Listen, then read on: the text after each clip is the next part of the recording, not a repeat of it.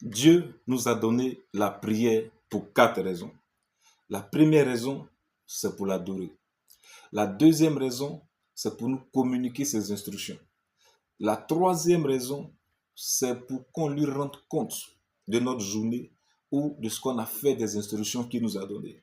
Et la quatrième raison, c'est pour intercéder pour les autres. Et à côté de la prière, Dieu nous donne les anges pour répondre à nos besoins, pour régler nos problèmes du quotidien. C'est pourquoi tu vas remarquer que Jésus-Christ n'a jamais prié le Père pour résoudre un besoin. Il parlait directement à la situation. Paralytique, lève-toi et marche. Lazare, sort. Et il passait assez de temps dans la prière pour adorer Dieu, mais jamais pour exposer un besoin à Dieu. Et il attend de nous qu'on fasse la même chose.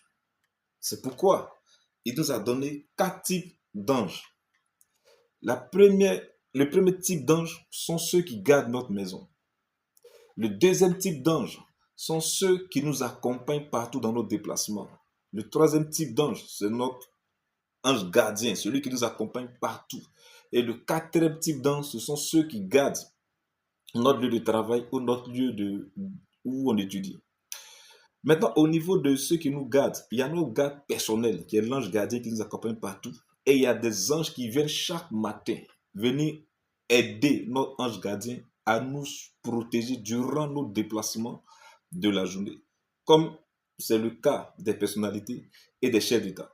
Il y a des gardes qui gardent leur résidence, il y a des gardes qui gardent la présidence, il y a des gardes personnels du chef de l'État et il y a ceux qui viennent le matin aider le chef d'État dans ses déplacements. C'est la même chose aussi avec nous. Et où est-ce que je peux te confirmer ça? Matthieu 8, verset 8. Le centenier romain a dit quoi à Jésus-Christ? Il dit, je ne suis pas digne que tu rentres dans ma maison, mais dis seulement une parole et mon serviteur sera guéri. Car moi qui suis soumis à des supérieurs, j'ai sous mes ordres des soldats. Je dis à un, va et il va, à l'un, viens et il vient, et à mon serviteur, fais ceci et il le fait. Mais où est le rapport? Parce qu'il savait que Jésus, en disant un mot, c'était un ordre qu'il donnait à un homme de venir guérir son serviteur. Donc Dieu nous donne des anges pour ne pas qu'on vienne surcharger nos prières des choses inutiles, que les anges sont là pour ça, tels que nos besoins personnels, nos besoins matériels. Il veut qu'on passe du temps avec lui pour l'adorer, pour le prier. Maintenant, toi et moi, ce qu'on ne fait pas, c'est que les soirs, on ne rend pas compte à Dieu de notre journée. Or, Jésus, quand il envoie les apôtres aller prêcher, 2 à 2, où il leur a dit ne prenez ni or, ni argent, ni ceinture. Mais si tu sais qu'à leur retour, il leur a demandé de faire un point, il leur a demandé des comptes. Luc 22, verset 35, il dit quoi? Quand je vous ai envoyé prêcher, est-ce que vous avez manqué de quelque chose? Ils ont dit non, on a manqué de rien. Et lui-même, le Seigneur, dans Jean 17, il va faire le rapport au Père pour dire, dans Jean 17, 12, que je les ai gardés, parlant des apôtres, en ton nom, et aucun d'eux ne s'est perdu, et c'était le Fils de la perdition. Donc, il est bien que chaque soir, tu rendes compte à Dieu de ta journée. Parce qu'en rendant compte, peut-être qu'il y a des choses que Dieu t'a promis que tu n'as pas vues. Donc, en rendant compte, Dieu va se rendre compte qu'il y a un élément qui manque. Il y a une bénédiction que tu aurais dû avoir que tu n'as pas eu. Sinon, tu lui aurais dit merci dans la prière. Et ça peut aider à beaucoup de choses. C'est important de vraiment rendre compte de nos journées. C'est vraiment important. Et l'autre point, c'est que quand tu te déplaces, il faut savoir que tu es un roi. Et un roi ne se déplace pas comme ça. Il y a tout un protocole qui doit être respecté. Donc, si tu dois te rendre dans une ville 2, 3 jours avant, informe l'ange de la ville où tu dois te rendre pour lui dire que tu seras dans sa zone tel jour pour un séjour de peut-être une semaine.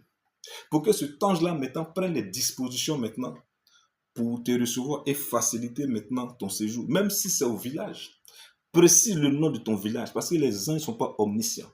Ne dis pas, Seigneur, bénis mon voyage, garde-moi pendant que je serai au village. Non, c'est quel village? Les anges ne sont pas omniscients. Donc, c'est important de préciser le nom de ton village pour que l'ange sache que, ah, il y a un fils de Dieu qui sera dans nos zones. Il y a une fille de Dieu qui sera dans nos zones. Et ils prennent les dispositions sécuritaires maintenant pour faire quoi? Pour te garder. Je devais me rendre chez ma belle famille. Et chemin faisant, j'ai commencé à subir des attaques un peu bizarres. Donc, j'ai voulu prier. Quand j'ai entendu l'Esprit de Dieu me dire que c'est quelqu'un qui a donné autorisation aux démons de descendre sur la terre pour t'attaquer. Donc, toi aussi, donne autorisation aux anges de descendre pour repousser l'attaque. Et j'ai dit, de la même façon que quelqu'un a donné autorisation aux esprits démoniaques de descendre pour empêcher mon voyage, pardon, pas mon voyage, qu'est-ce que je dis, ma visite chez ma belle famille, que de même aussi des anges descendent pour repousser cette attaque. Et le problème était réglé. Apprends à faire travailler tes anges. Parce que Psaume 103, le verset 20 dit quoi? Bénissez l'Éternel, vous ses anges, qui êtes puissants en force et qui exécutez ses ordres en obéissant à la voix de sa parole. Je n'ai pas dit d'adorer les anges. Je n'ai pas dit de prier les anges, de leur donner des ordres, parce qu'ils sont à ton service. Et à un serviteur, on donne des ordres. On ne l'adore pas, on ne le prie pas. La prière, l'adoration revient à Jésus-Christ et le Père seul. Demeure béni.